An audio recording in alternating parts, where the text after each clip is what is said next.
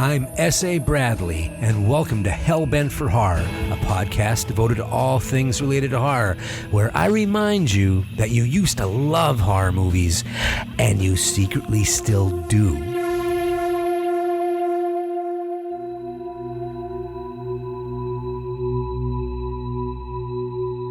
One of the many things I love about the horror genre is that it is so versatile. No matter who you are, there's a horror movie out there that will speak directly to what scares you, and it will leave its mark on you. Horror has endured throughout the centuries because we need it. It's not a social need. It's not a cultural need. It is a human need. And yet, for a long time in pop culture history, horror fandom and horror journalism were falsely considered the domain exclusive to men. Of course, passion knows no gender, and artificial walls are starting to crumble. Bela Lugosi knew the score 75 years ago when he stated that it is actually women who love horror. Scary stories feed something. Women are nourished by that dark magic. And women who love horror movies are not passive spectators. They are active participants who are compelled to create their own art and share their passion. My guests today are Kelly Gredner and Jessica Nicole, who together are known as the Spinsters of Horror. Now, the Spinsters flew onto the horror scene in July of 2018. That means we're on a 3-year anniversary. And they did that to assist in filling the void of female voices in podcasting with their show, I Spit on Your Podcast. As women, they knew that the genre was dominated by the masculine perspective, so they felt it was important to celebrate and encourage female horror fans while at the same time remaining inclusive to all who love what horror has to offer. I Spit on Your Podcast is where two metal witches discuss horror movies and sometimes other mediums with thoughtful analysis, research, and passion.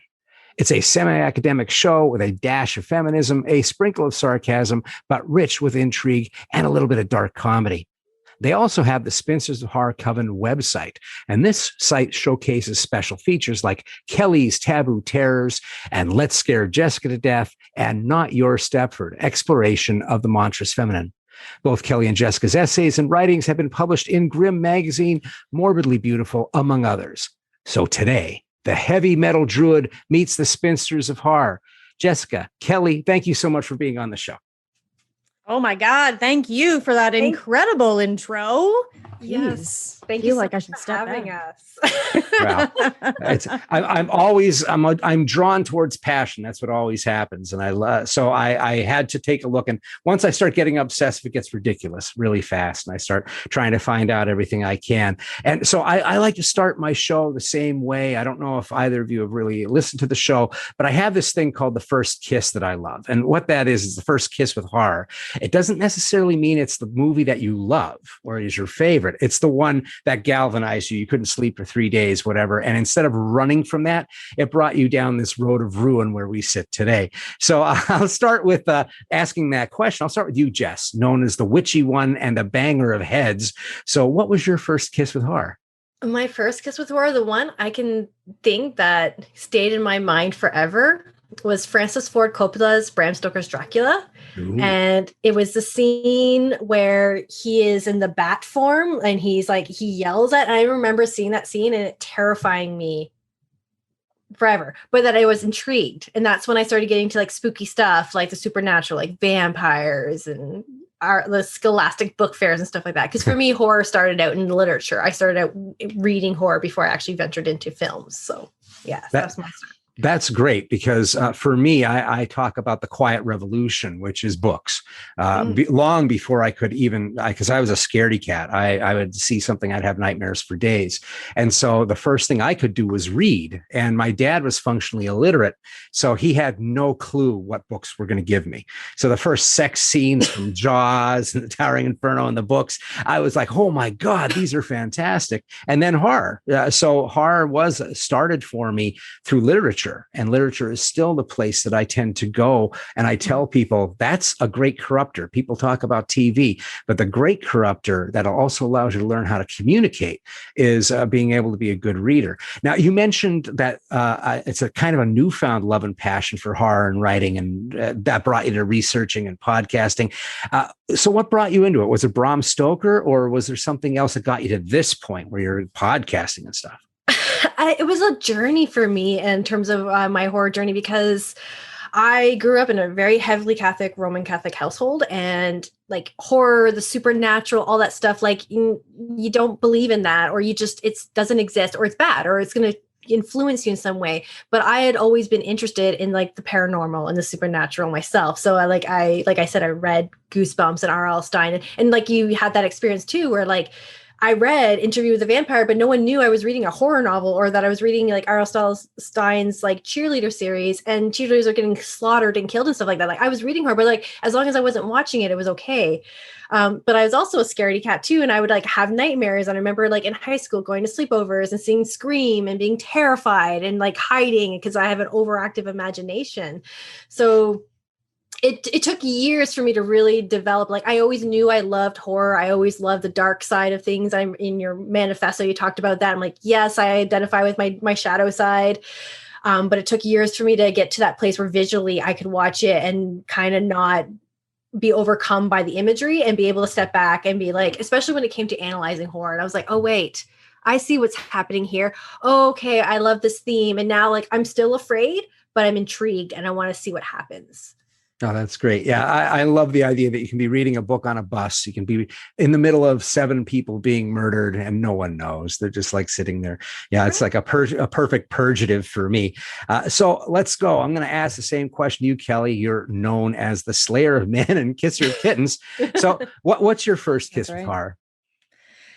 So I have been a horror fan for about 25 years, and I used to host and go to many sleepovers with my little girlfriends when I'm, in elementary school and all the way again up till now. I love hosting those kind of like movie get-togethers, but we would go to the video store and rent whatever seemed spooky based on the cover. But if you were growing up in the 90s, Jess, I think would agree with me on this, that like The Exorcist was like a rite of passage, right? Yeah. And that was a movie that terrified me to tears. Okay. And I have to set the scene for you because it was perfect. So both Jess and I grew up in North Bay, Ontario, which is like a relatively smaller Northern Ontario town. And my good close friend lived out like in the woods in this nice big house out into the woods. And she had this big house and she had this library where you had to walk down a couple of stairs to get into it. And it was covered in books like floor to ceiling and red carpeting. But there was also 2 openings. There was like the normal opening we would like from the kitchen walk into.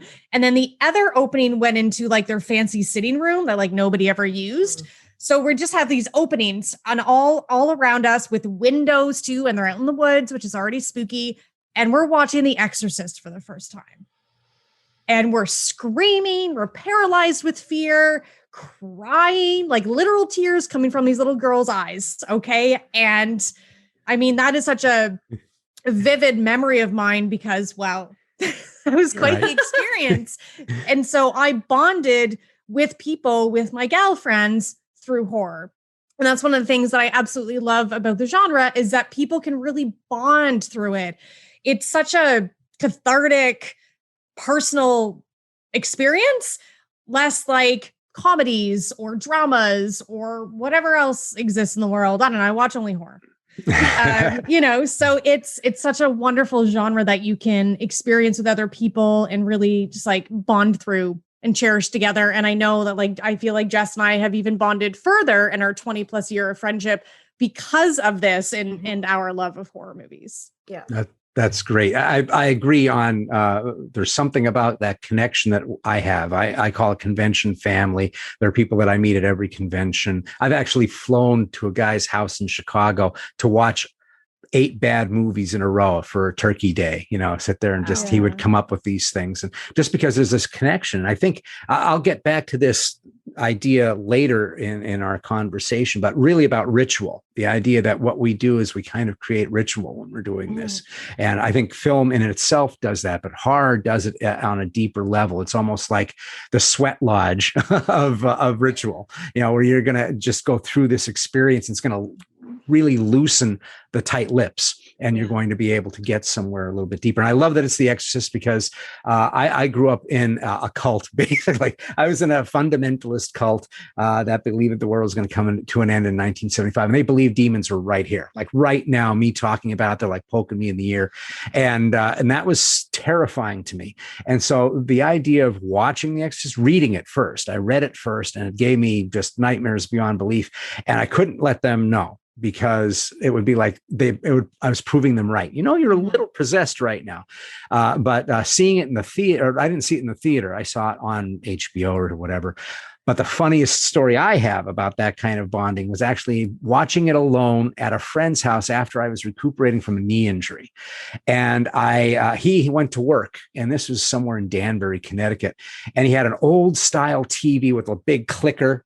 And he had a huge old top loaded VCR, and he had the old clamshell Exorcist, like the first ones that came out. Oh, nice. And so that was back before they really started putting in the extra frames for the subliminal messages, because they got into trouble for subliminal work. And so there was this thing where you couldn't really see Pazuzu. Everybody knows what that face looks like now. But back then, it was just this weird flash. And so I'm watching this scene. I'm seeing this dream that the priest is having, and his mom's going up and down the subway thing. And all of a sudden, there's this flash. And I go frame by frame. And all of a sudden I see that face, and I'm just like, never saw it before. And it's just right there. And I'm like, oh shit. So I'm like, okay, I got to turn this off. And I'm on crutches, right? My knee is destroyed. I'm basically James Stewart in Rear Window. And I'm like sitting there going, okay, turn this off.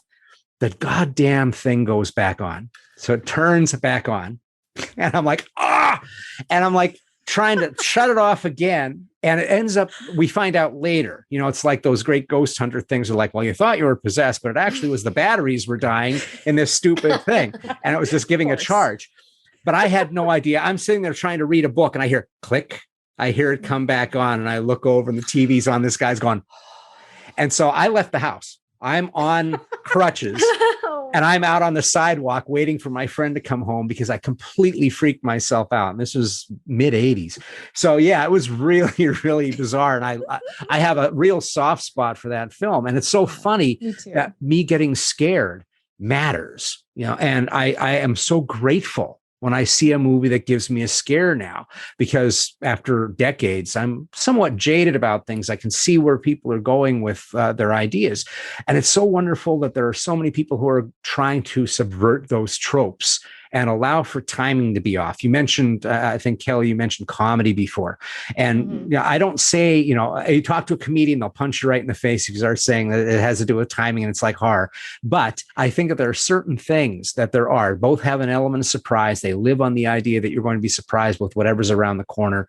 And there is a timing to it. And so I think it's really fun when people are smart enough to be able to get away from that timing that we all know all too well. So you mentioned that we've been friends for 20 some years. So what was the evolution? How did you evolve into a podcast and a website, from being friends for a long period of time to where you are right now? Oh, well, I'll jump in first just to say that I knew that Jess was a horror fan before she knew she was a horror fan. And I would just kind of poke her a little bit, and I would encourage it because I love horror and I know she's going to like it too. So let's just say what it is, call it what it is. Right. And so early Jess loved 20s, 30s, 40s, 50s horror, old black and white stuff. Yeah. Right. So I'd buy her these big compendiums of 100 black and white horror movies, whatever, just to encourage that. Right. Mm-hmm. And then it kind of developed into her feeling a little bit more confident. And we've pretty much always had a long distance friendship as well. I moved away, went to college or whatever. She stayed in North Bay. It's a whole thing. Mm-hmm. So we've always been long distance. So once a year we'd visit, and she's like, okay, Kelly, one movie. I will watch one horror movie. And I was like, okay. So I started with some classics, but and one of my favorite stories of that is she had come to visit me with a partner of hers at the time. And I lived in a basement apartment. It was all dark. And I'm showing her Candyman. And her partner at the time also was a horror fan. Both of us fell asleep. leaving Jess to fend for herself, watching Candyman for the first time. I was terrified. Terrified. Perfect time for a power outage, right? Right? Exactly. Oh God. Good luck going to my bathroom alone, Jess. So it took just like some years of like encouragement and so many times we'd like sit back and I would like teach her horror movies and like how they work and the tropes and the musical cues and stuff like that. So I single-handedly helped her out. Let's just say that. Yes, she did. So it was like building off of this tradition of, I've always enjoyed horror. Like it came later in life for me, just going through stuff with the marriage and stuff like that, and kind of like looking for my identity. And I'm like, okay, I've always been into the spooky, the paranormal, the supernatural since I was a little girl. So this is how Kelly was able to like identify that, yeah, this person's into horror. Like, how can you not be, right? So I would watch these movies with Kelly and I'm like, okay, I love these ideas and these things that are coming out. And so I think I started listening to the Faculty of Horror. I was like, you know what? Because I'm an academic myself. Like my background is in history. I have my master's and I like academic writing. I love research. And I love when people connect ideas and see something that there's more to what's being presented and then they can talk about it. And I love having conversations. So I started listening to the Faculty of Horror, and they were, Andrea and Alex, their podcast helped me to be like, wait a second, horror is really smart. Like in the sense of like, I'm relating to this and they're telling me about these ideas and these themes that are present, that I was like, now that I see that movie, I have seen it, I can see that. And I want to have conversations and be engaged in the conversation. So I like gobbled up their podcast. They recommended books. I started reading the books. I started watching more horror movies. Like I would go to Kelly and be like, hey, like, what, do you have a suggestion or something like that? And then I met someone at a party, another person who is like a horror veteran. He was a big collector of horror movies. Like he was about a couple years older than me, but like really, like on those like Arrow Video, Astron 6, like all those like mailing lists, like knew a lot about horror movies. And I was like, hey, I'm interested in doing a podcast. I've always wanted to have my voice out there in some way, shape, or form. So I was like, do you want to do a podcast with me? And we do the dark spectrum, a horror veteran showing the newbie the ropes. And so it would literally be us talking about different horror movies. Like he'd be showing me like a cult classic, like Life Force or, Raw Meat. I hate that one. Sorry. Deathline. I always want to say Deathline because I don't believe in the Raw Meat title. But anyway, he showed me these classics and we would talk about them. The podcast went defunct because he wanted to talk about his experience as an adult growing up as a young man with these films. And I wanted to have the more academic. I wanted to have a conversation. It's like, what do you think about this theme of cannibalism in this film? And what do you think it represents and the history behind it? So that went defunct. So I was like, well, I still want to talk horror and I still want to have my voice out there. And so I went to Kelly and I was like, hey, are you interested in doing this? I know you don't know much about podcasts, but you've been trying to listen to the dark spectrum. Would you want to do this with me? And she said, yes. And 3 years later, still kicking. We're still going. Yeah. I think that's great. And I also love that, like you didn't know. You're the last person to know that you were a horror fan. And there are so many parts of me that I have had that revelation where everybody's like, what are you talking about? We knew this a long time about you. So as artists, because I do consider you both artists, what is the appeal of the horror genre that you wanted to express your voice? You want to get your voice out, that there's a million ways to do it, but you decided that the elements of horror fit your voice the best. So what is it about that just came to you that made you want to do this? Well, when Jess came to me with this idea, yes, I was new to podcasts, but also I was relatively new to this idea of like dissecting horror from a academic point of view. I'm a vet tech. I do not have a history of academia at all. I've learned a trade in my lifetime, right? And though I had like started doing some reading of, articles and stuff like that, listening to Jess's podcast, because I knew I saw her struggling to like throw in this kind of perspective into the show. And so I was up for a new challenge, and I've always and I still do come at horror from a love of this form of entertainment, the imagination, just the whole dark spectrum, let's say, of horror and what it does have to offer, all the different subgenres and the creativity and the imagination and the, I come from it from that point of view, and I have grown to really enjoy dissecting it in a more academic sense, or just thinking about horror. That's essentially what it boils down to, is thinking about horror. And I'm on board with it. I've fallen in love with horror in a whole new way now. And I'm really, really, really happy that we went on this journey together, because I've learned so much. And man, during the pandemic, I've watched like 300 movies, mainly all horror, and I can still do it for the entertainment value. I can kind of sit back and just like put this like thinking cap aside and just devour tons of horror movies. But there are those movies that kind of show themes and ideas and commentary kind of just on their sleeve, and you just can't help but recognize that and then want to talk about it. Yeah. I truly believe in all of this. I'm so overjoyed that there are more people who are getting into the, well, what does it really mean kind of side to horror? Because I'm a little bit older. When Jaws and The Exorcist were in the theaters when I was alive. And so I may not have been able to, I saw Jaws in the theater, which scared the living shit out of me, but I did not see The Exorcist. And at that point, I mean, this was a time when we're in the new wave of movies, the new age of filmmaking in the 70s, where we're getting the auteur theories really coming to the top. Filmmakers, directors are the kings, and they're the true storytellers, and critics are taking them seriously. And even my father, who was not a guy who was going to dissect films, he kind of got it, because it was so in the thread of culture. We really wanted, at one point, it seemed like we wanted to be smart about films. So it was okay to talk film theory and stuff. And it was kind of out there, but they didn't do it for horror movies. They did it for The Exorcist, but even then, Friedkin was like, it's not a horror movie. There was all this stuff that was happening. It was still considered just a little bit above porn.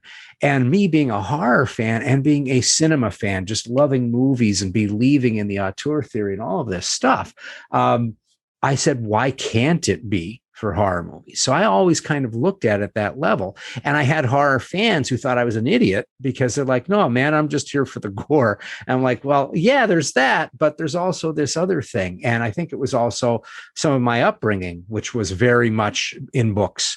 And so research, seeing, similarities. And it's funny, I love to tell people, if you really want to know what was driving a culture insane at any given time, you want to find out what was really freaking people out in America, go to the movies of the 30s of that time and look at the B movies. Look at the movies.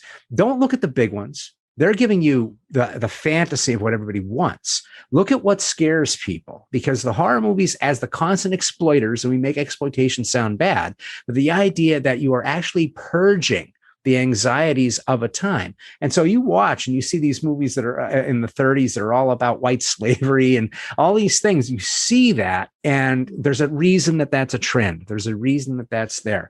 These guys needed to poke you in the sore spot, or you weren't going to come to the movie. Didn't matter whether you were on one side or the other. Those B movies like Microwave Massacre and all those movies at a certain time, if you watch those, you will see what it was that people were so upset by. You can see why, as feminism started getting bigger, and people were starting to attack slash movies, that they doubled down on the misogyny. You can see it. And so it's really intriguing to me. But it's funny, Kelly, that you mentioned that, well, I wasn't the one who was the intellectual. I was the vet. I was the vet tech. And I'm like, the reason that I'm here is because I've been following the Spinsters for a few years. And then I reached out because of an editorial that you wrote, Kelly, and it was called The Exploitation of Suffering in Midsommar and Hereditary. And when I first saw the title, I was like, oh no, please don't let this be an article that damns horror for touching on nerves, right? That was my first thought. Difficult emotions, we can't talk about them. Oh no. And then I read the thing and I was like, oh, what a great way to get me incited by having that title.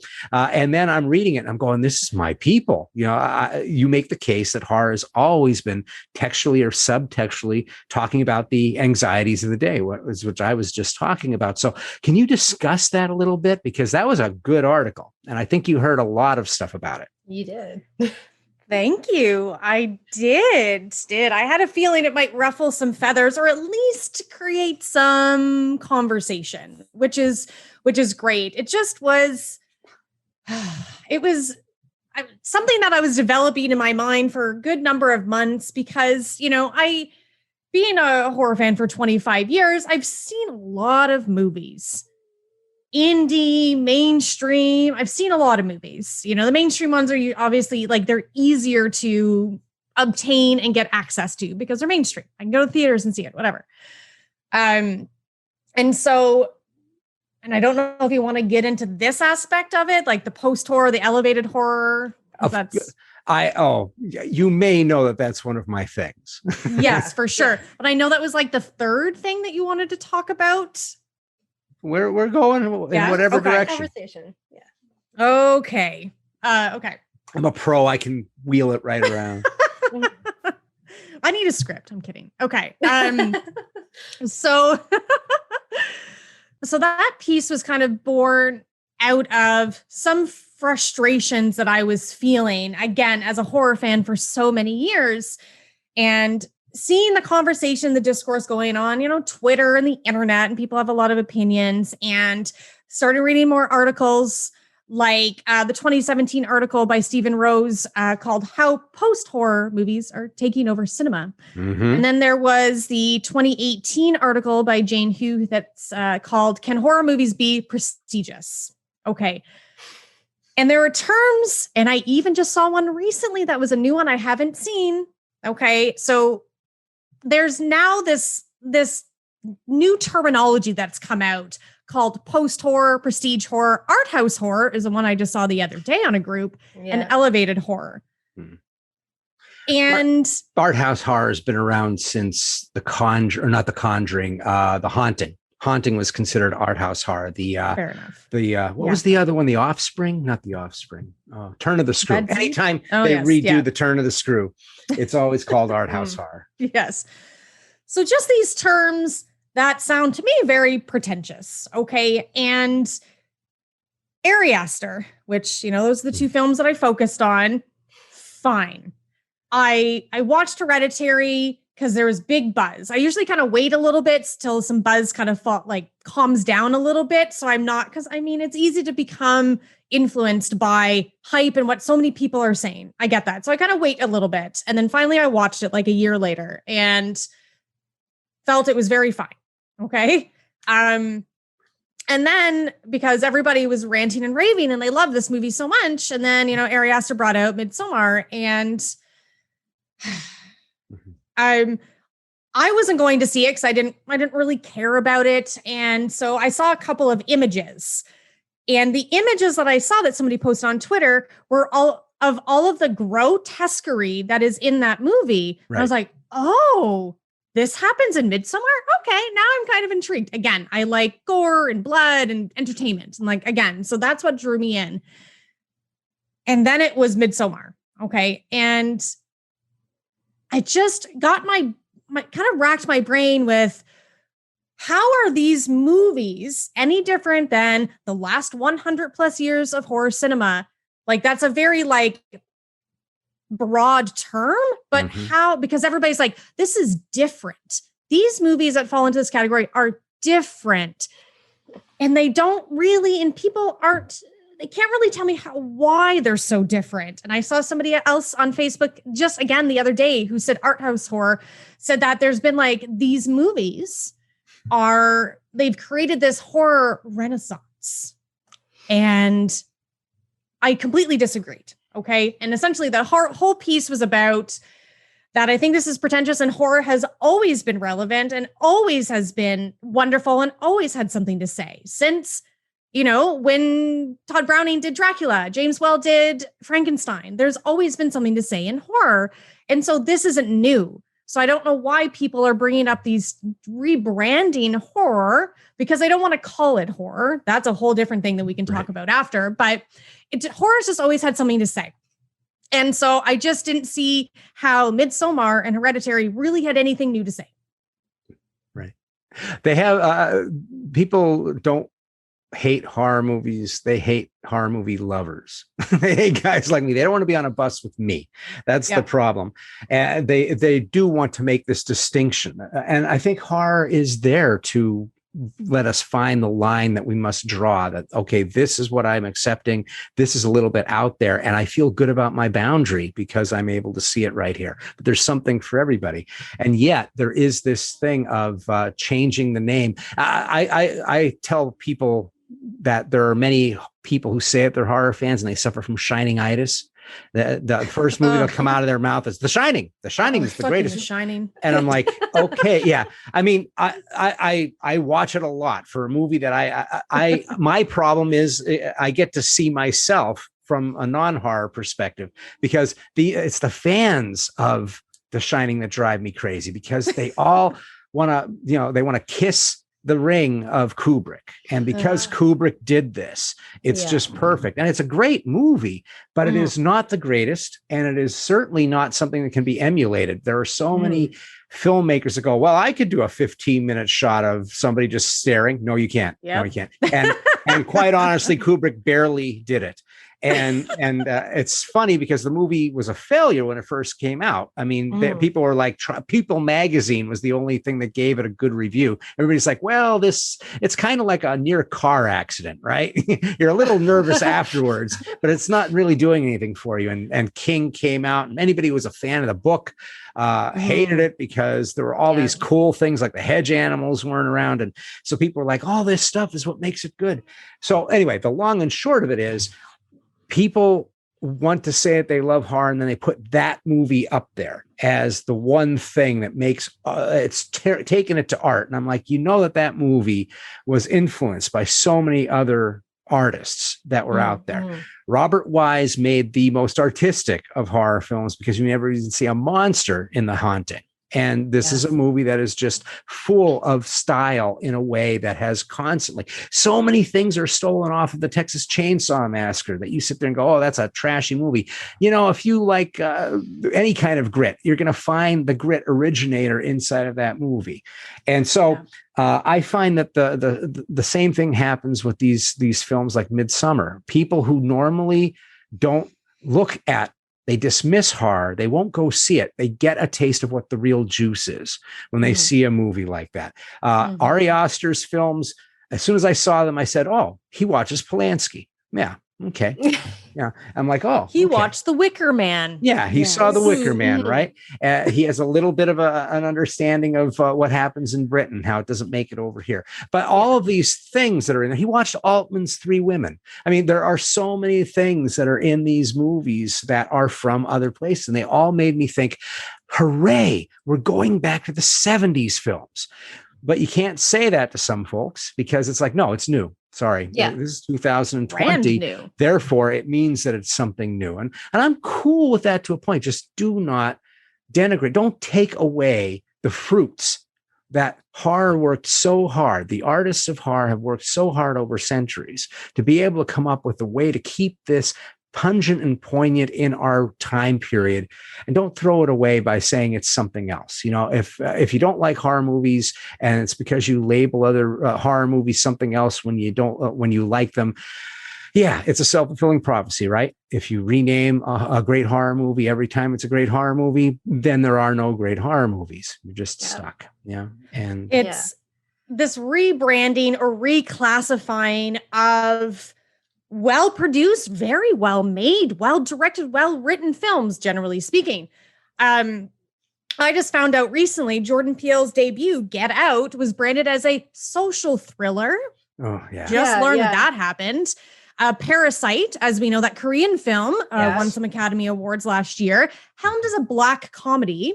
Yep. The Shape Out of Water was described as a fantasy romance, and going back to the 90s, Silence of the Lambs was redefined as a psychological thriller.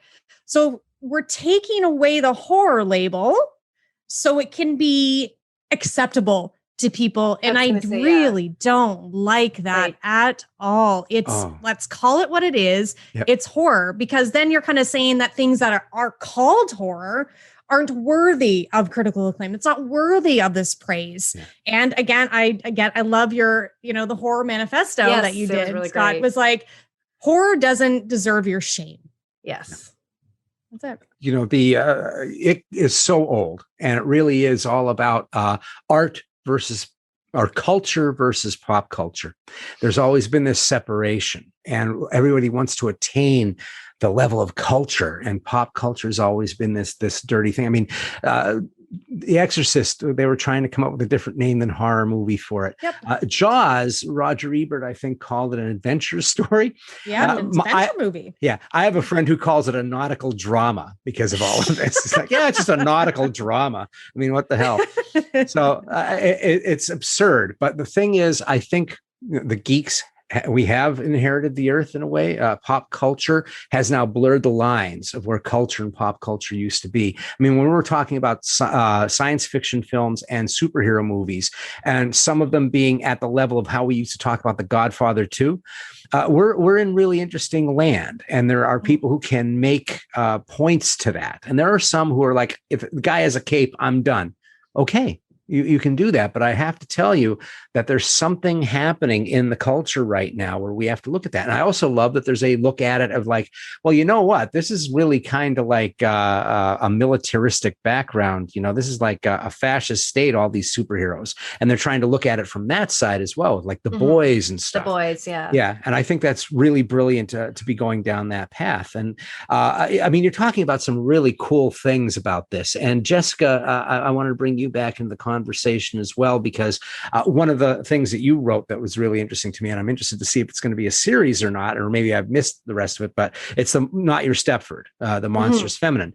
Can you talk a little bit about that? Because my thing was a lot of horror was for me to deal with childhood trauma and safe to confront that shadow self. And it kind of felt like that's the dance that you were doing in there. Yeah. So for me, when it comes to horror, like having that passion, I find horror healing. So in the sense that I have a lot of childhood trauma, I have a lot of things, horrible, terrible things. And so when I watch horror movies, I feel the cathartic experience sometimes that I need to get through something. You know, like I really liked how people talk about they go to like their horror comfort movies to help them feel good. I do that too. I also go to some horror movies to help me get through something. Like I'm like, there is something going on that I need to emotionally and mentally deal with. This movie is going to trigger something and I'm going to work through this. And then that's where a lot of my writing comes from. So when I came out with the monstrous feminine, I was like, this is what I'm doing. Like I'm healing through horror, but I'm engaging with this conversation and kind of like healing like the feminine identity within the horror genre and my own identity within the horror genre. So yeah, I have a couple more pieces that will be coming out. It took a little bit of a back burner because we were focusing on Pride last month, but I have some pieces coming out as well. But yeah, I wanted to have those conversations about that. Yeah, that's and you mentioned comfort horror. I forgot, Kelly. I was going to ask you. I don't think I did. I had read that you said something about comfort horror. So, what is the comfort food of horror? What does that mean? Oh, so I bless Satan, I guess, don't have any trauma. I don't have all that kind of background as well. So I wouldn't say horror is a cathartic experience for me, but. For me, comfort horror means if I want something that's like easily digested, familiar, comfortable in the sense of like, I just need something that I know inside and out due to like a long day at work. Cause I have a very emotional job as a vet tech. So, you know, there's something like that going on. That's how I view comfort horror. It's more the comfort and the familiarity of it, right? And so for me, those are generally movies from my childhood. So Nightmare on Elm Street 4, The Monster Squad, Elvira. A new film that I've watched twice in the last couple of weeks is Psycho Goreman. I am obsessed with that movie. That has all of the makings of my childhood movies in a new, fresh way. And I am obsessed with it right now and I love it. So I go to those movies and through the pandemic, and that's been a trying time in many ways, especially for my job. I have watched Monster Squad and Nightmare on Elm Street 4. I couldn't tell you how many times, like so many times, because they bring me such joy. If I'm feeling anxious about something or sad about something, or I just need that rush of familiarity of just like, yes, I need this and not something new. Because sometimes, you know, when it's new, you want to put your focus into giving like the movie the attention it deserves. And sometimes I don't fucking have that. I don't have that to give. So I go to those movies. Yeah. So there's the horror ones. Those are my main ones that I would normally go towards. I have house cleaning horror. I have things that I watch that if I have something that I know it's going to take about 90 minutes, you know, I'll sit there and put on Phantasm 2. Or I have an old Judas Priest concert that I'll put on. Nice. I know exactly when I'm going to get angry. And so I go over and I do the tile work at that point or whatever. So what I love about your work, and that's talking about Spinsters and the podcast, is that it spans a wide array of horror styles. We talked about, you know, different loves, and horror is so broad because it needs to be broad, because we need to be able to have a definition that will hold everybody's spot of what they need for it. But you guys can discuss esoterics and classic horror movies, and then you go to the other extreme, right? And then there's taboo terrors, right? So I think I know who the Gorehound is here. Yeah. So what is it about gore? I guess, what gore movie are you unashamedly a fan of? Oh, controversial. So I love my taboo terrors. Well, right now, let's keep it relevant and current. So I recently wrote something called cultural extremism, a new subgenre, because it's fun making up subgenres. Okay, we can have fun with it. It's a good time. Yeah, it's really great. Like whether I'm not really serious about it, generally speaking, but it's fun, right? Like what was it? The aquatic drama. Though that person may not have been super serious, I think that's hilarious and that's great. Like I just love playing around with those terms and we're not pretentious about it. And so right now it is hold on, give me a second. I'm trying to get the right Chile. There we go. So right now it's a Chilean movie called Trauma. And it is I feel like a spiritual successor or spiritual twin to a Serbian film. Oh, but worse, somehow worse. And it's fascinating to me because it comes with Chilean historical political background. And I'm really into cultural extremism. Okay. I've seen this. You've seen Trauma? The very beginning, it was enough for me. And I was like, holy shit. Yep. I got you. As soon as you said Chilean, then you said Serbian film. It's like I just kind of blocked that out because that beginning is so rough. It is. And after that 5 minutes, I text a friend of mine immediately who loves extreme films as well. And I was like, and people think a Serbian film is bad? Again, it's all thresholds and perspectives and whatnot. And that's why my threshold is very, very high. But it's so well made. It has a really interesting premise, an incredible acting, and really disgusting characters. And so right now it's one of my like current favorite taboo terrors. An old classic that I love is Necromantic 1 and 2. Sure, of course. I was going to say the one that I love is the Untold Story. Oh my God, I watched that for the first time recently, that category 3 film, because Unearthed just released that like a brand new version of it, big like Blu-ray release. And that movie is super funny. Yeah, I saw it in the 90s. And, you know, it was back when I was like, there's no horror anymore. Everything's psychological thriller. Everything's psychological thriller. And then I had to go to Asia and South America to find good horror movies, and the Asian extremes. Cat 3 films were really starting. You know, the oh my God, the guinea pig movies, not American. The guinea pig movies were just coming out on video and stuff, and or on DVD at the time, and it was just insane how there was this disparity between what was happening, which is somewhat austere happening in the United States, and this really crazy stuff. What gore movie do you think gets unjustly hated? Like it's a really good damn movie, but people can't get over whatever it is. Or even gore hounds are like, I hate that movie. Like, no, you don't get it.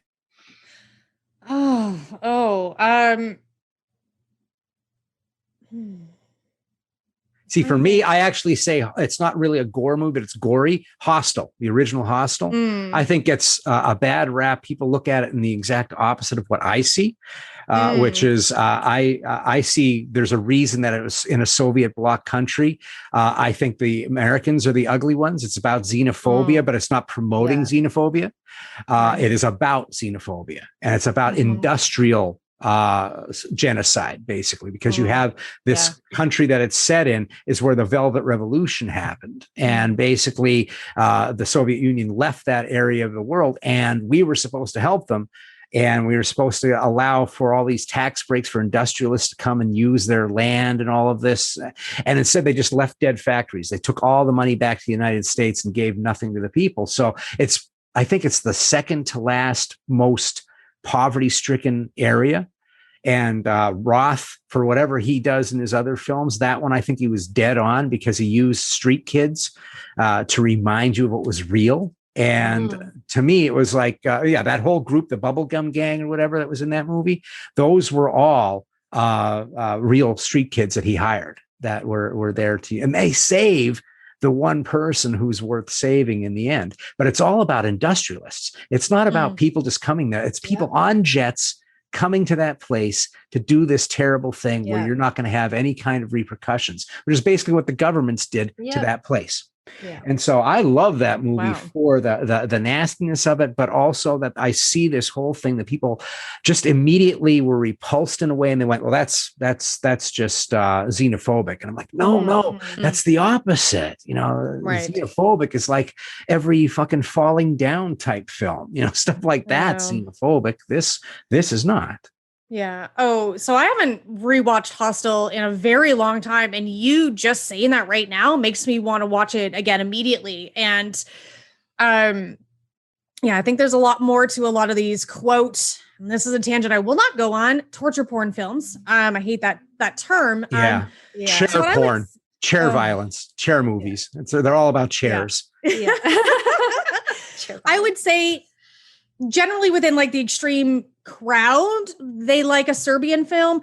General horror audiences really revile and hate a Serbian film, but I look at a Serbian film just like I look at trauma, in the sense of there's a lot of politics and cultural context that you need to keep in mind when you watch films from different countries that are vastly different from our own. And I wrote all about that because it's so interesting. I can't watch a Chilean film from a Canadian perspective and be like, wow, that's fucked up. This is just trash. This is just torture porn. So a movie that definitely isn't mainstream, but there is a director that I'm becoming like a huge fan of, and that's Lucifer Valentine. And he has his Vomit Gore trilogy. Gore. Yeah. So even just hearing those words makes people very upset because they don't really know what they're in for. There are a good amount of people in the extreme community that don't like his films because I don't want to say don't get it, because I feel like that seems pretentious. You know what I mean? But I watched his first film in that trilogy called Slaughtered Vomit Dolls, bought it, and it is haunting. There is a lot more there than people are giving it credit for. Like the disintegration of this poor, like traumatized young woman who has gone to any kind of, avenue that she possibly can to survive, stripping, becoming a sex worker, drugs, bulimia. Like it's like this whirlwind of emotions, and interlaced with this, like it's all kind of, it looks found footage-ish. It's all like handheld kind of direction and camera work. And it kind of goes back and forth between like the loss of her innocence as a child, because there's images of her like in a video as a child talking about her dreams and aspirations as an adult.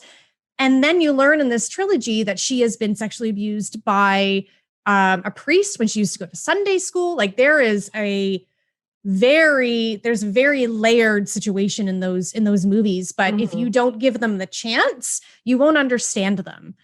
And that's why I've become a huge fan of his work, because there's a lot going on there and he has a lot of different things to say, but at least it's not even him saying it. It's these characters and these people that are real in his movies that have stories to tell. And he just puts it together in this narrative style that people don't necessarily like. But the vomit plays a very large role in the films, which might be hard to watch if you have a strong if you flex. Yeah. Yeah. And I think that's where people get shocked. Like that's why they can't get past it. They're just like, oh no, I can't see past beyond that. And it's like you're just saying, like when people hear that name, like I just told someone the other day about that film, and she's not a horror fan herself. But when I said, I'm like, Vomit Girl trilogy doll, and she was like, oh no, I could not watch that ever. It's like, and I tried to explain more to her, and she's like, no, I'm stopped. I can't.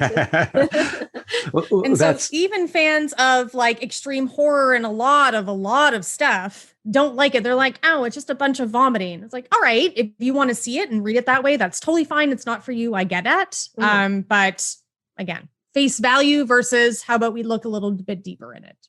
I'm laughing because I can just see Jess. You're going to a non-horror fan saying slaughtered vomit dolls, and it's like when Toby Hooper was first coming up with the idea of Texas Chainsaw. He got a friend on the phone who is a fellow liberal in Austin, and he said, "Would you go see a movie called Head Cheese?" He's like, "No, I would not go see a movie called Head Cheese."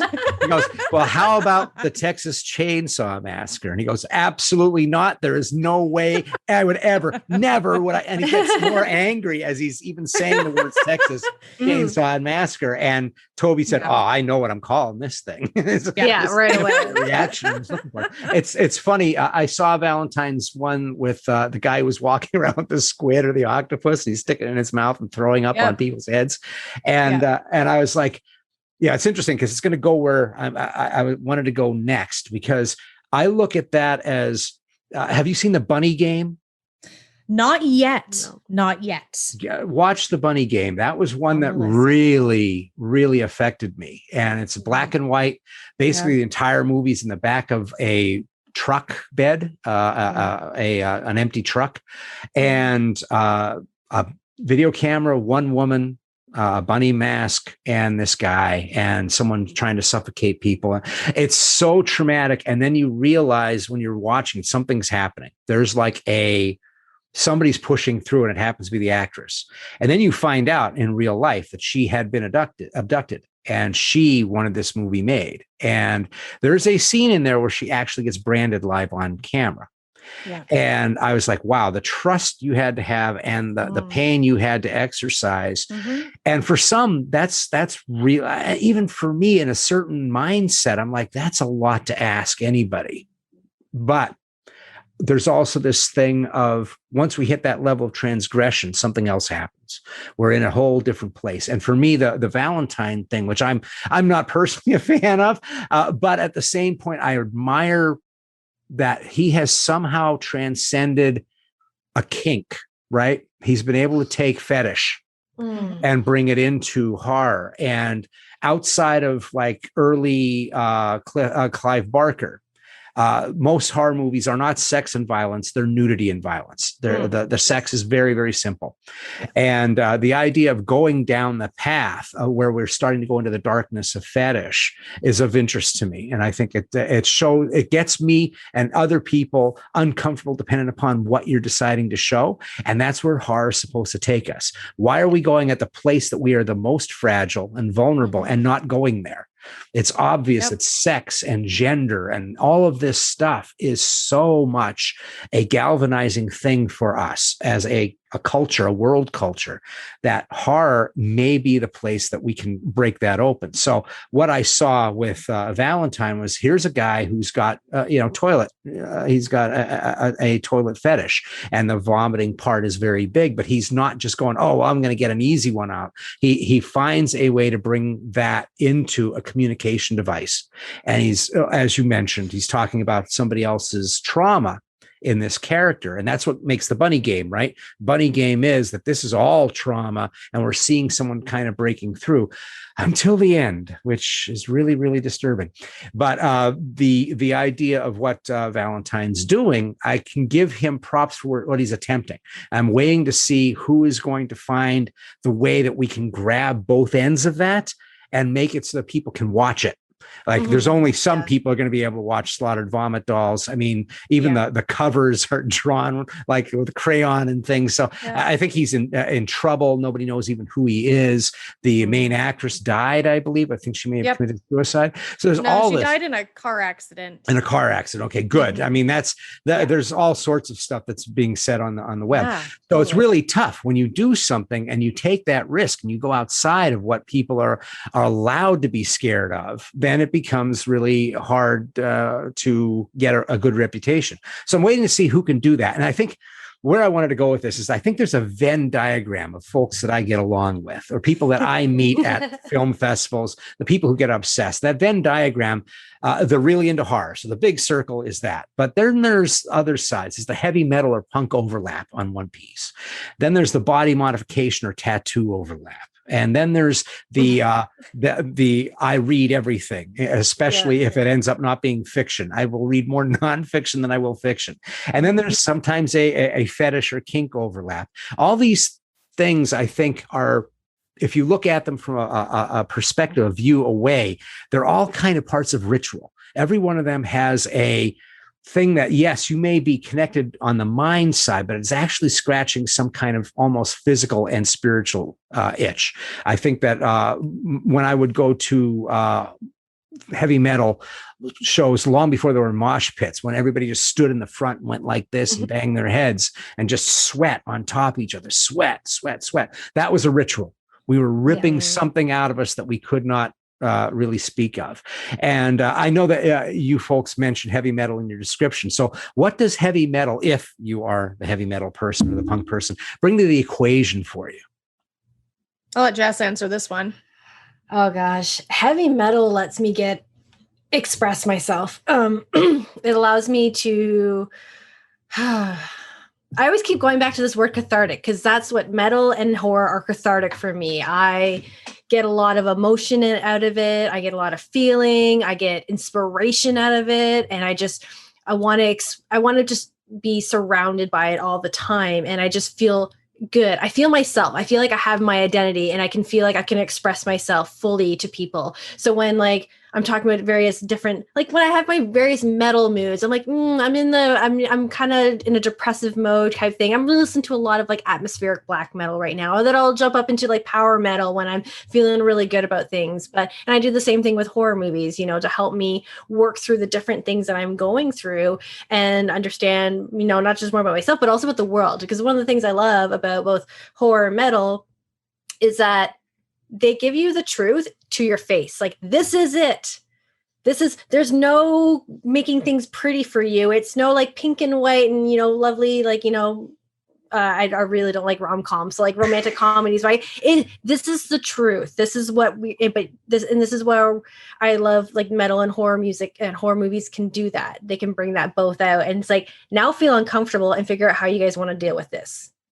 Are you going to embrace it and work with it? Or are you going to shove it off to the side and be like, no, this doesn't exist. I don't want to deal with this side. Right. And that's where that comes from for me.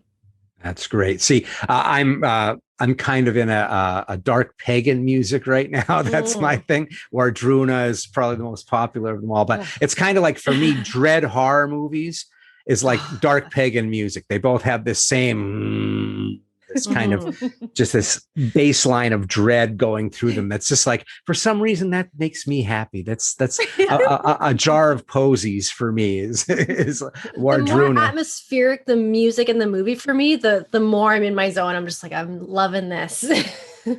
Yeah. And that brings me into, I think what I wanted to talk about now, which is something I think is also close to the hearts of you, is folk horror. The idea that there is this weird connection, an atmosphere.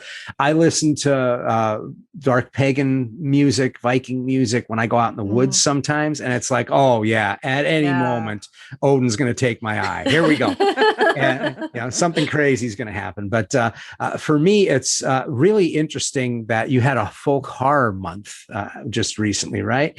And did you guys get to see the documentary by Kira Janess? Yet? Not yet. Not yet, sadly. Yeah. Woodlands Dark and Days Bewitched. I highly, highly recommend it because if you liked, have you read House of Psychotic Women Careless. Okay. Yep.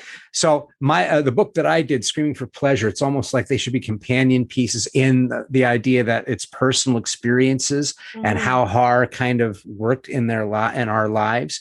And I won't say that she does that in this, but if you like how deep divey she gets in her book and in the essay book Satanic Panic, Woodlands Dark and Days Bewitched, 3 hours, and in the first half an hour, she's done everything that most people consider as folk horror. And she goes, now we're going to kick the door in on this patriarchal white guy from England idea of what folk horror is, and we're going to look at the rest of the world. Nice. And it was awesome. It was so fantastic. Yeah. So she breaks the doors down immediately and gives really, really strong points for everything. And what I love about it, and I hope I can get her on, but what I love about it is that she basically allows talking heads to give viewpoints, which then other talking heads will argue. She doesn't, it's like true documentary. So many documentaries now just kind of omit the other side or just show certain pieces. This allows for this kind of mercurial, definite, what is folk horror? At the end, at one point I was like frustrated. I'm going, everything's folk horror. Fine, everything. And it's like, oh, yeah. And so it's like, how could it not be, right? And like, I'm sure in Ontario, there is a folk story that is folk horror. I'm sure there is. Yeah. I mean, it's part of our storytelling. It's part of horror that I think is so big. But one of the things that I thought was really fascinating, I wanted to see about talking about with you was she makes a connection between women's suffrage, the women's suffrage movement, and the increase in spiritualism at the time. The idea of witchcraft becoming kind of mainstream. And that one of the people says, well, of course, we weren't allowed to be priests. What did you think was going to happen?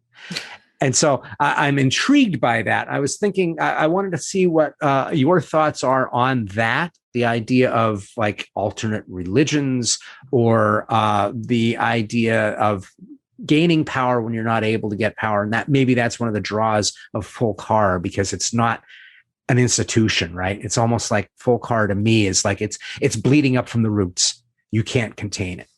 Right. Ooh, this is a Jess question. There's Jess written all over it. Oh my goodness. I'm just sitting there being like, gaining power. Well, when I look at folk horror and stuff like that, when we think of like the foundation of organized religions, their foundation is essentially they stole from from folk religions, from pagans, from the Wiccans, like all these elements in these other structured religions all still existed, but they were taken away. It was like almost like taken away, depossessed, and made to look evil, right? And so we're constantly looking at folk horror and this constant like demonization of it, but yet at the same time too, I'm like, well, it was here first.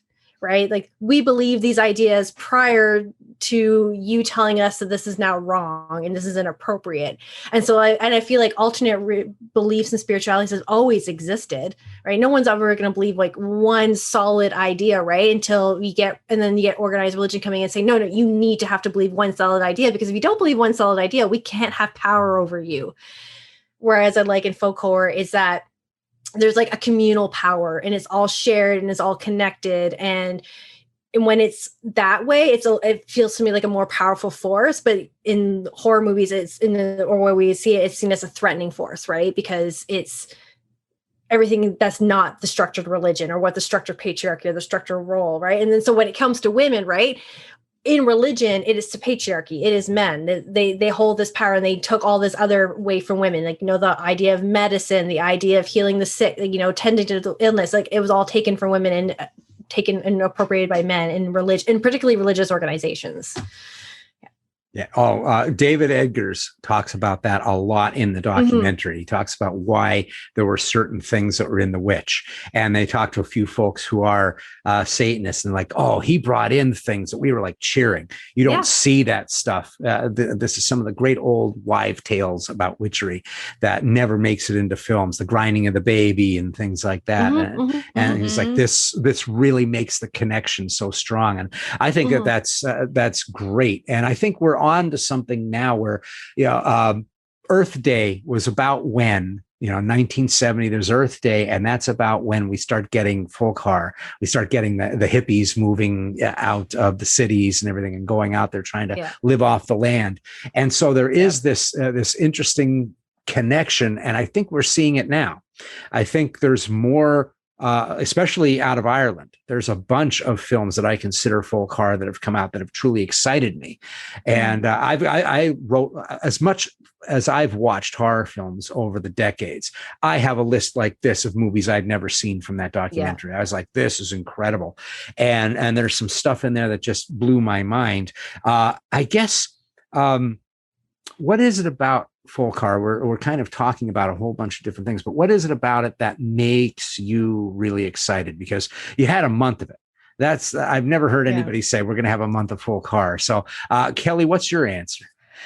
Briefly, I'll say is that when we first started this project, we're like, let's do each month, we're going to do a theme. And what's amazing about it, one aspect of it that I love is that it kind of informs my watching for the month because there's so much content, right? So I'm like, okay, well, this month is this. So let's say we are doing a folk horror month. So I'm going to just predominantly watch folk horror and, watch things I've never seen before. And it's such a great time. Like the podcast, we usually cover like 2 movies.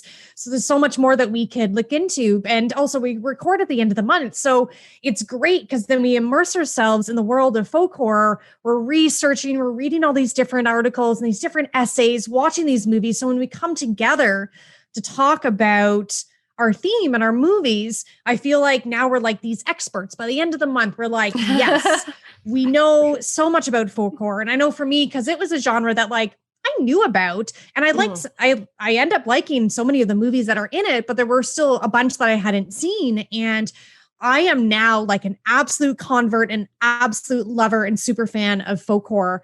I love the diversity that is in folk horror. I love that so much of it comes down to human beings and our relationships between one another, our relationship with nature. And as a vegan, we're both vegans. Like, I love that the second wave of folk horror is happening. Maybe it's because, hello, climate change. Shit is getting real out there. And maybe that's why we're seeing the second wave of like this interest in folk horror and going back to our roots, like going back to nature, going back to rural landscapes and small communities and more living off the land than the crap that we're doing right now to the world. So I love that about folk horror. And, during the research for it, I love how smart it is. I love how intricate it is. I love how detailed it is. And like every movie, whether it's supernatural, like heavy on the supernatural or not. So like if we're blood on Satan's Claw, The Witch, The Ritual, love that. But then I watched this movie for the first time called Caliber. Oh, yes. Holy moly. Not supernatural whatsoever. It's just interrelationships between human beings. Yeah. And oh my God, like I keep shouting that movie from the rooftops because I fell in love with it. And it's folk horror. And it's such an incredibly diverse, interesting, powerful subgenre. So I was like immersed in it all month and then just gave it my all in the podcast. But I fell in love with it so much during that month. Yeah. And I was already a fan of folk horror from the get-go. Like when I first really got into the horror genre, it was actually folk horror that kind of drew me in because I love films from like the 1970s, and some of my favorite films were like, I saw The Witchfinder General, and then I saw The Wicker Man. The Wicker Man is one of my favorite films. Yeah. And then, I saw Blood and Satan's Claw. So I saw like all the classics and I'm like, oh, this is like, I love atmosphere. I love cinematography. I love anything to do with landscape and how like isolated people can be and just how you're dependent on the land and, when you need to have a relationship with it. I love this idea of like, you can have a group of people who are together and they have these beliefs and how it could go either really positively or it could go in a really super scary, dangerous way, going to that, where we talked about communes versus cults and how, how to tell the difference of them and often, this happens often a lot of folk horror. It goes back to witchcraft. And obviously as a witch, I'm very interested in the history of, witches throughout the world and our, presence within folklore and all the ideas about that come out about women from the idea of the witch, right? So of course, like films like The Witch and Hagazusa, I was just like, oh yeah. these films. I love these films. I love just, and, the messages that come out of it. Cause I like to watch these films, and even if they're really quiet and they don't do too much, and you're just seeing these beautiful landscapes and they just really picturesque scenes, and they just this atmosphere, but you can see the emotion too. And like, I feel like there's a lot of emotion in these films as well, because things are happening that they don't understand. Even if it's not supernatural, like I was thinking, like when we did Apostle and the Wicker Man, like the Apostle has so much interrelationship going on, but it also has a supernatural element, whereas the Wicker Man, it's all interpersonal relationships. And there's no supernatural in there. And you're just like, what is happening? Right. And yet that's the one people think is supernatural. That's what's funny. Mm-hmm. And depending upon who you are, it's a happy ending. And so it's a, yes, exactly. Yeah. It's a really interesting look at, and they really go at the Wicker Man. I mean, in a good way and in a way that I had never looked at it before. They were kind of looking at the idea of class in that film as well. Oh, yes. That they're very rich, Summer Isle is rich, he's able to do all this stuff, and he's eating the poor by setting fire to this constable at the end. So it's I never even thought of it in those terms. So it was kind of interesting to look at it in that fashion. But have you seen Without Name? No, I have not. Oh, no, wow. Not yet. No. So that double feature that with Picnic at Hanging Rock, which I also believe is folk horror. I want to see that. Yeah, it is up. Yeah, that's up there. Yeah, those two really work together, because I've been a folk horror person long before I even knew it was a folk horror thing. I think if you are in a deeply religious thing, you're already in folk horror. You just don't know it. And so for me, my first love as a writer was Algernon Blackwood. I stole a book when I was a kid out of the library, and it was Alfred Hitchcock Presents kind of thing with all these stories. And they had the Wendigo. Algernon Blackwood's the Wendigo. Yeah. And he also did one called The Willows, which is just about two guys going down the Danube, and they start going deeper and deeper, and all of a sudden the laws of physics aren't working anymore. And that's as far as, it's all weird stories. And he was one of the people who influenced H.P. Lovecraft to start going in his M.R. James, as well as another folk who did a lot of ghost stories. But my thing was, I was in an abusive life, and I ran to the woods. I was in Pennsylvania, I was in the coal mines of Pennsylvania. So I just ran out there, and that's where I stayed. So, surprised turning into a heavy metal druid by the time I get this old. But that was the thing. I hid in the woods, and I was surrounded by hunters and firefighters are pagans, and they don't know it. They believe but if you tell them, they'll gut you alive. But at the same point, they believe that fire is an entity that is dangerous, and the belief of the land that a real hunter, not a yahoo that goes out and gets drunk and shoots himself in the face, the real hunters that go and take their clothes and dig a hole and put them in there for a couple months so that they have the smell of the land while they're out there. Guys that go out there with one bullet because they're really out there to commune with nature. Those are the folks that I grew up with. And it was, I learned a lot about what they thought the woods meant and how much fear there is. One of the things that's great in the documentary is they talk to First Nation folks, and they're saying, if I hear Indian burial ground, I know you don't know what you're talking about. There is no such thing as Indian burial ground. There's Cree, there's Blackfoot, there's about Indian burial ground. What is that? And so he says that all the horror movies, the folk horror that comes out is colonialists who are afraid of being colonized. Yes. The great fear is it's all going to get taken away. And so that's the folk horror that I learned when I was hearing, quote unquote, we respect the Indians on Pennsylvania land. Yeah, right. But they knew all about it because they're fascinated with the foe, right? And what's going to happen when the earth, always talking about cutting down too many trees. And there's a great one. Have you seen the Hollow? Hallow? No, oh my goodness. It's an Irish film. I love it. It is a real monster movie, but it's all about what we're doing to the ecology in Ireland. It's all about logging in Ireland. And the idea of the, oh my goodness, what is the zombie disease that was in ants? There was this wasp that would get into, would implant this bacteria into an ant, and it would take over the ant, and it would go into the colony. Yep. So it's bacterial. Yeah. And they talk about how cutting away the trees, what's going to stop those bacteria that are deep in there, right? Yeah. And so the horror movie is ecological. Yeah. And yet it's also full of trolls and elves and all this stuff that is in Ireland. So it's fucking awesome. So I love how my big thing is I love allegory and metaphor. What is that? Why are we going here? And I love when we bring the monster back in, because the monster is the forgotten metaphor. Monster meant something when the monster was first there. And then he became a model kit that you could get in Kmart. And when that happened, we forgot about the metaphor. And now the metaphor is coming back. And I think these things can't die. I think these old stories continue to come up. And I know I'm taking up, we're past the hour mark. So I apologize if I've taken too much of your time. We can see about wrapping this up. No, I think I don't know. For me, I think we're doing well. I don't know if there's anything else to talk about with regards to folk horror, but Scott, if you have any more questions or anything related to that, I mean, that's up to you. I'm doing okay here. I don't stop. So this is the issue. That's why you have a podcast. Yes. Yeah. So let's talk. We don't have to keep it down to folk horror, but let's just talk about horror movies in general. You're both passionate. You're doing research. You have a podcast. You also have a website that has pages and pages of different blog ideas. So what horror movie do you champion, or do you want to champion, that doesn't get the love that you think it should? What's the ugly duckling in both of your lives? My usual go-to, and I should probably update this, but whatever.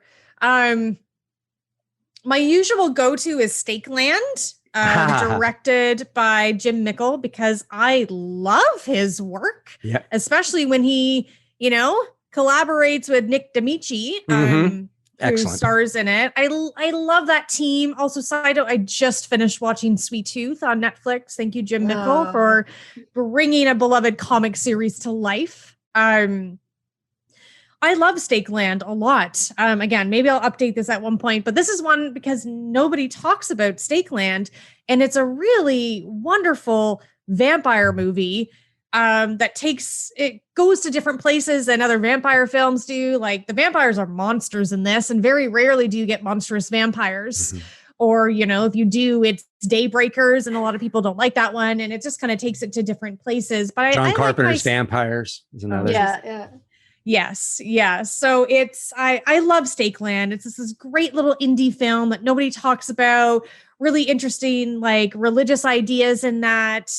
It's just like a very heartwarming, fantastic movie. Daniel Harris is in it as well. And it's that one nobody talks about that I think people should.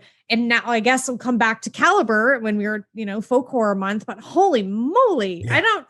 When you're a horror movie fan for so long, it's sometimes hard to be surprised by something or like shocked where you're like, oh, wow, that just happened. Oh my God. And that happened in Caliber. So for me, I'm just like, oh yeah, no, that just keeps coming top of mind, because after watching so many movies, especially during the pandemic, because that's the time that I've had.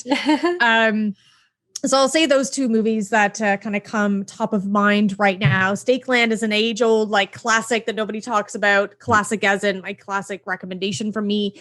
And then Caliber, I think it's a French film.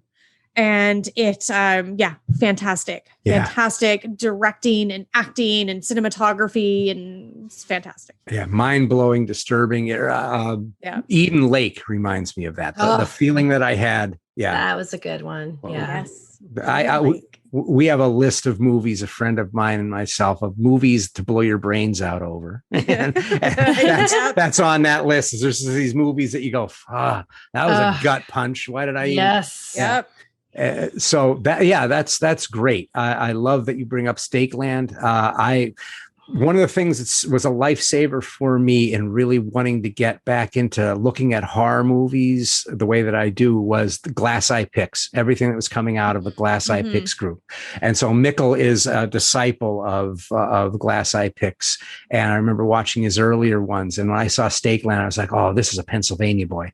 You can feel the tri-state on that movie. Yeah. And it's a wonderfully overly ambitious film Here's a movie that is made for pennies, and it's trying to do, The Passage, Justin Cronin's The Passage, that book. And I'm going, wow, the huge scope scale. Kelly McGillis gets a career again from that film. Yes. Oh, and she's fantastic in a couple movies that she does for those folks.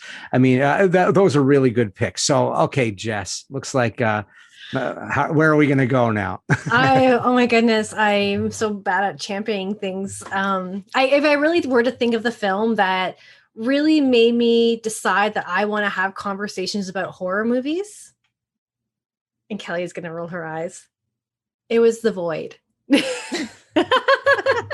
That's funny. That was the film that I decided I wanted to do a podcast. And it was because I had seen it in theaters, and I was just like, because it is known that I am a fan of Lovecraftian type horror, or cosmic horror, as I like to term it now, because, knowing Lovecraft's history and his being problematic. But I've always been a fan of cosmic horror.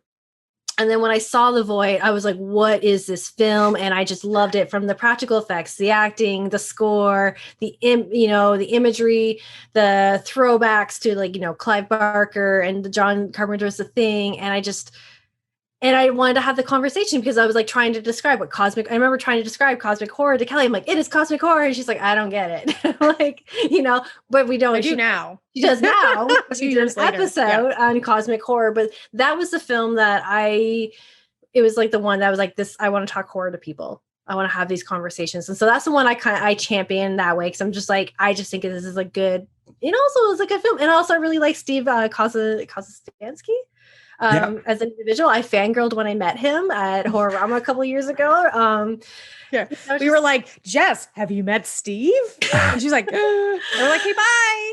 Good luck. Fangirling out. Good luck. And he was just so approachable and so nice, and having conversations about horror movies and cosmic horror and stuff like that, and so it's and seeing Psycho Goreman was seeing that love. And I think that's what I love about a lot of the horror movies that I am drawn to, is I see the love that goes into, and that's one of my comfort horror films is The Evil Dead.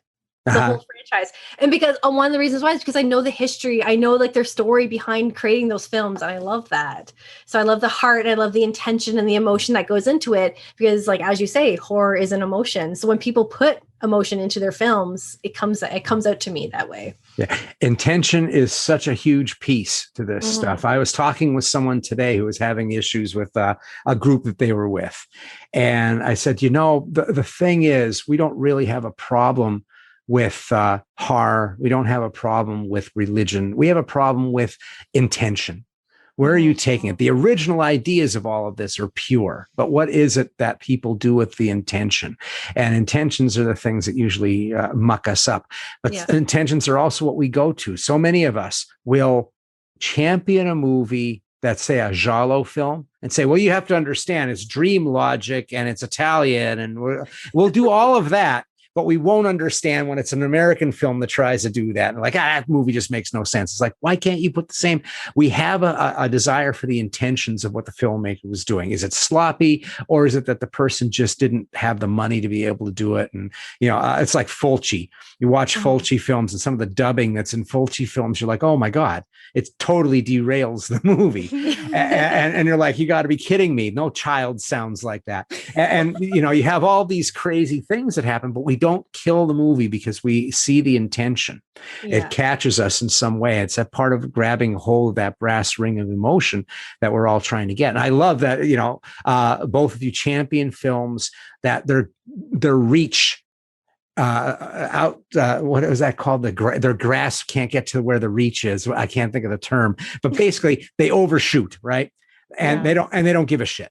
Like, okay, people are going to see some of the Scotch tape. It doesn't matter. I mean, The Void is like the special effects in that movie. They needed another 100 million to get that to where it's like, wow. But you give them the thing of, I get what they're doing here. I see the structure of what's happening. And I love the idea that this fellow had small amounts of money, like catering money on another film. And he said, I'm not going to make a small movie where it's 3 people in a room. I'm going to make a movie where it's end of the world and there's a whole hospital falling apart and people are on fire outside and stuff. And I think that that's just amazing. And I think it's fun too, that Astron 6 is kind of like Glass Eye 2. or I guess it could be Canadian glass eye. I guess. Yes. Yeah. Canadians. Yeah.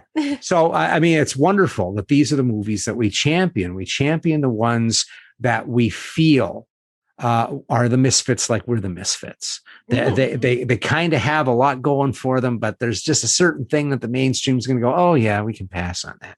And that is where we tend to, at least that's where I find myself going a lot. And I love that the void. So you don't like The Void, Kelly? Is that why the eye roll? Not really. Nope. Yeah. We did a whole spinster versus spinster mini episode on it. Our fun little like debate show that we do. No, I didn't really like The Void. No, it's very fine. Yeah. When I first saw it, I was kind of focused on how much it was reminding me of movies like Hellraiser. Yes. It was reminding me of The Thing. And I remember a friend of mine nearly coming to blows with me in the car as we were driving to a convention. He's like, you're such an asshole. If you'd have found that movie and nobody had told you to watch it, you'd have been championing it like crazy. But because a bunch of us are like, oh my God, have you seen The Void, this low budget movie with the big heart? You're like, it reminds me a little bit too much of this. It has a little bit too much of that. And so they called me on it, and I watched it again. And I was like, oh no, I get what it is. Now I've got like a Void t-shirt that somebody made for me and stuff. It's funny how it goes sometimes. I was all into the editor. I was all into Father's Day, which is one of the funniest damn things. So Manborg, PG, I love so much of the other stuff that they have done and Steve has done. And it's fine, it's I love having like little friendly debates, I can see the heart and soul that went into and goes into all of the movies that they create and Steve Kostanski creates. I appreciate and respect them to the day I die, for sure. Like I said, I've been rewatching Psycho Goreman because that's kind of the feeling that I get from that movie that Jess got from The Void. I love Psycho Goreman, and I know it's almost too cute for some, but I even love the ridiculous special effects in that. I mean, the aliens, the guy with the teeth in the eyes. It's like, it's just so absurd, and that they know that it's absurd. So how can you get upset over something that knows what it is? But totally. I want to meet him. The last thing I'll say about that is that there is no pretension with what those people create, right? No.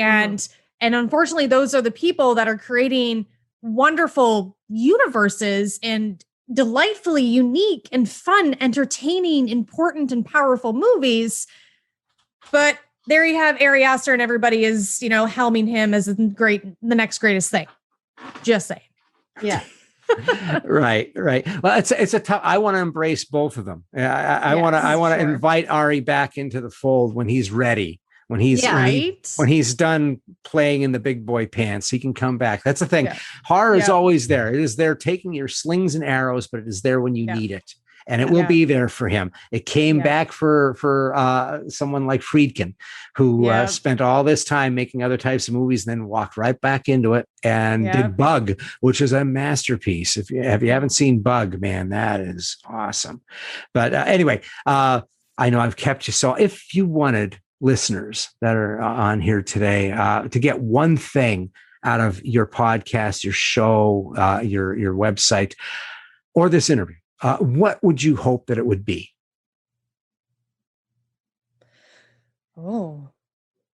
That I would say that horror is for everyone.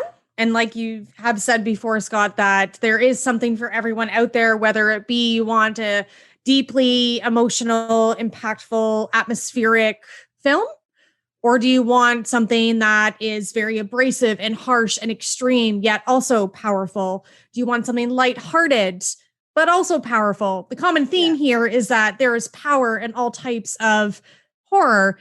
And I think as our project shows, and what I Spit in Our podcast shows, is exactly that.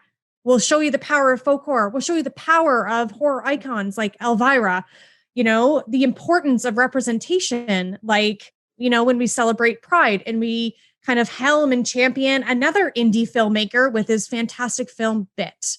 So that's kind of our mission statement was, we want to elevate and showcase, female horror fans and encourage those to speak out and vocalize and express their fandom, but also be inclusive to everyone, because horror in the end is for everyone.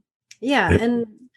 And I'll just put in my 2 cents for there. It's just like, and also show other people in the mainstream, or people who are just like, I really like you're saying that horror doesn't deserve your shame. Showing people that horror has a lot to say. There is if you can get past, the naked woman running through the woods and stuff like that, being chased by a chainsaw, and think about why that film came out at that time and what is it trying to say. That's what I would like to get to people. It's just like, don't hate on horror just because it makes you feel uncomfortable. Engage with it. Maybe open up, and even if it's not for you, that's fine. But don't hate on it, because there's no reason to. Right. And you heard it, folks. Go out and see Bit. And do you have another one to throw in there, Jessica? Bit. I will just tell everyone, go see Bit. Oh, there we go. So I want to thank you both for being on the show. Are you folks doing any live appearances this year? Is there anything coming up? Oh boy, the pandemic is still, dampening any kind of live anything, unfortunately. So we're just going to keep doing what we're doing online, our podcast and writing and stuff like that. We normally go to Horrorama here in Toronto, a horror convention, Canada's only horror convention. And, they haven't announced anything, but again, it's pandemic. So it's very unfortunate that we won't be together live to do something.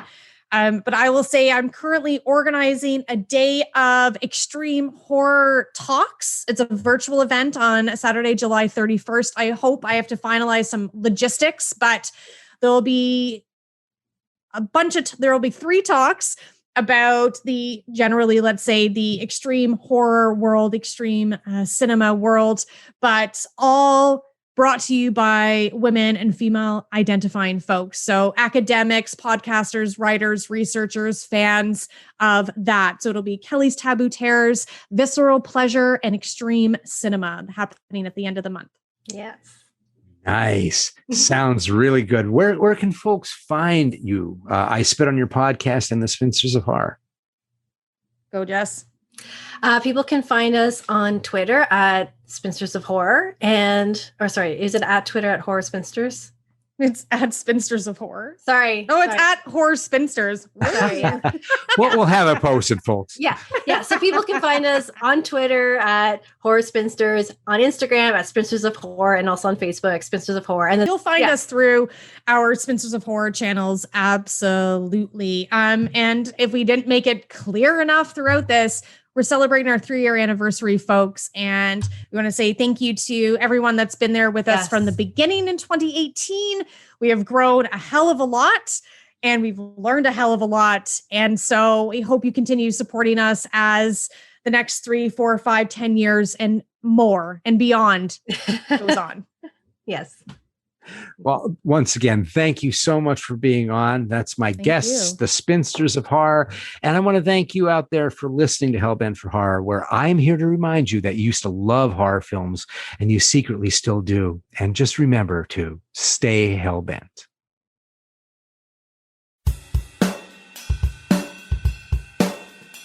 And thanks for listening to the show. Hellbent for Horror was written and broadcast by me, S.A. Bradley, and produced by me and Lisa Gorski. You can find more on our website, hellbentforhorror.com, and I'm also on Facebook at facebook.com/Hellbent for Horror, and my Twitter handle is Hellbent Horror. Please hit that subscribe button to get H4H hot off the press. And if you can do a review on iTunes or whatever app you listen to us on, that really helps people get to find us. And now for some Hellbent for Horror news. The podcast is available on some more outlets now, so you can listen to H4H on Spotify, iHeartRadio, and TuneIn Radio, as well as the regular iTunes, Android, and Amazon apps. And let there be swag.